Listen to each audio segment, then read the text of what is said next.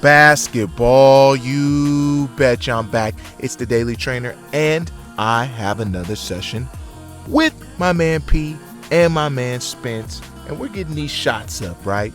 Everybody wants to be a shooter. So, let's shoot. These guys can definitely shoot the basketball at a very high rate, very high clip, as some people would say. But today, in this particular session, Spencer still has a tendency to struggle with shooting on the move. And so I've explained to him over and over again, once people know you can shoot, they're going to run you off the line. There's all these different ways they're going to do it, especially being in denial a lot of the times already before they even run you off the line. You're not even going to get a chance to look at that basket. So I'm getting him to understand that, and I'm also getting him to understand that he's going to have to be able to move and shoot, move and create to kind of enhance his chances of making it at a higher level, because as a 5'9", 5'10" 2 guard, there's value in your shooting, but also you have to kind of know how to play the game at that height and do more, be a bigger player on the floor. Is it going to make you a Division I player because you're able to do a whole bunch of other things at 5'10"? No, absolutely not. I've seen players destroy Division I players and be undersized and still play Division II or even NAIA. So there's no guarantee there just because we are making you a better shooter or better awareness and with your IQ. But I do really love how he shoots the basketball. And on this particular set of shooting, we were really talking about how his motion was late, and that's why he was continuously short on a lot of his shots.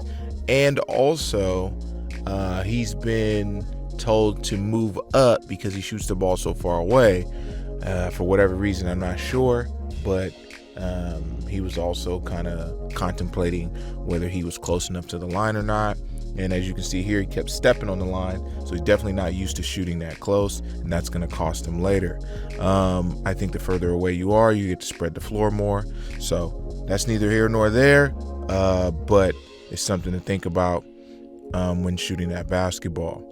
Now, when you're trying to score and slash and create, yes, you want to tiptoe that line as much as possible to make those dribbles less to getting to the basket or making a play.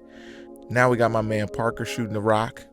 His form is just textbook. He wants to catch it, bring it into his body, and then he's letting that thing go with that high release and finish. And sometimes he gets a little confused when he misses because he really hones in on shooting the ball and holding it and doing everything you're supposed to the same way over and over again. And again, there's nothing wrong with that, but there's times where, again, you're going to see a little bit of adversity in your shooting, and you've got to be able to shoot it a little bit differently from time to time. Now, one thing that I try to fix with Parker is not so much anything in his jump shot. I just want to make sure he's straight up and down and he's not fading back. He has a tendency to push that ball forward, but it also pushes his body back, which gives him a shot of it's not flat, but it's delayed, and then it makes his shot short rim. So just trying to eliminate that so that he can see a couple more go in, which is a couple higher on your percentage as well, right? I'm sure I've said this before, but when shooting a jump shot, there is no one all be all jump shot. Everybody shoots it differently. Everybody does different routines and rhythms in their jump shot. But I think there's 3 things that are really important that can help with anyone's shot, no matter how it looks, to see it go in game time. And that's obviously your feet have to be set. I'm sure that's a no-brainer for most.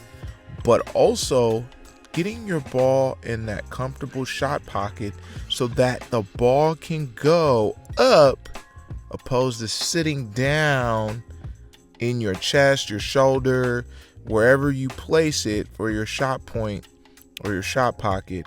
and making sure that ball is going up and traveling with you as you shoot. Now, the ball goes first, yes, but what I'm saying is you want your momentum to power up and take that basketball in the rim. And the consistency there is more just, again, understanding where you're going to place the ball every time and how your feet are going to be set and how you load into that shot. Now, holding it and release and all that, there's other things to talk about when it comes to shooting, but those three things, you can keep those the same when you're tired, and it's something that you don't have to think about as much. One thing that Spencer does, he holds the ball a certain way to where he doesn't have to think about finding the seams as much, and he gets that ball straight every time. So he's really been consistent with that, and he's been consistent with making his jumper quicker, which I do like for him. Again, making your jumper quicker and then rushing your shot. Two different things. So again, make sure you feel what you're shooting instead of just shooting it fast to say, look, I can get it up quick, and I've seen a couple shots go in. Again, for the advanced player, this may seem like simple things I'm saying, and no duh. Of course you don't want to do that. But for the youngsters who are out there trying to copy what they see on television or what they hear from other people, I just want to make sure I make it clear that you're not trying to throw the ball up as quick as possible. You want to feel it. You still want to go through all your mechanics. You just have to speed it up. Okay. So once you get really good at your shot, make sure you're doing all these right things to speed it up, to get it up a little bit quicker against a more athletic, longer player that you're going to see in the future. So this is information for my youngins, but it's also information for my intermediates, kind of trying to become really good basketball players.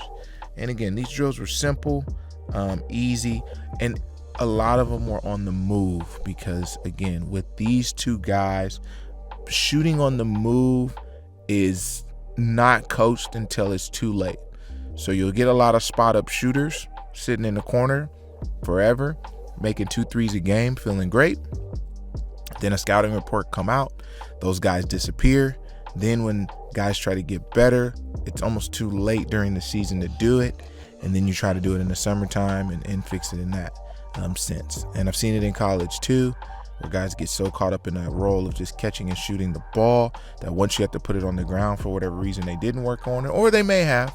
And if they didn't work on it as much after a practice, then that's kind of where you see the result of them not making a high percentage in that shot. But I was happy to work with P and Spence as always. They give me 100% effort. They come locked in, and they also have to come in early in the morning. I mean, both of those guys are willing to come in the gym at 5:30 in the morning if they have to work.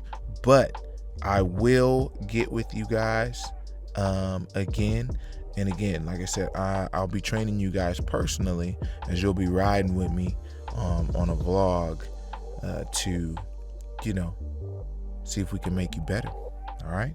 Basketball, you remember, someone's always working. Are you?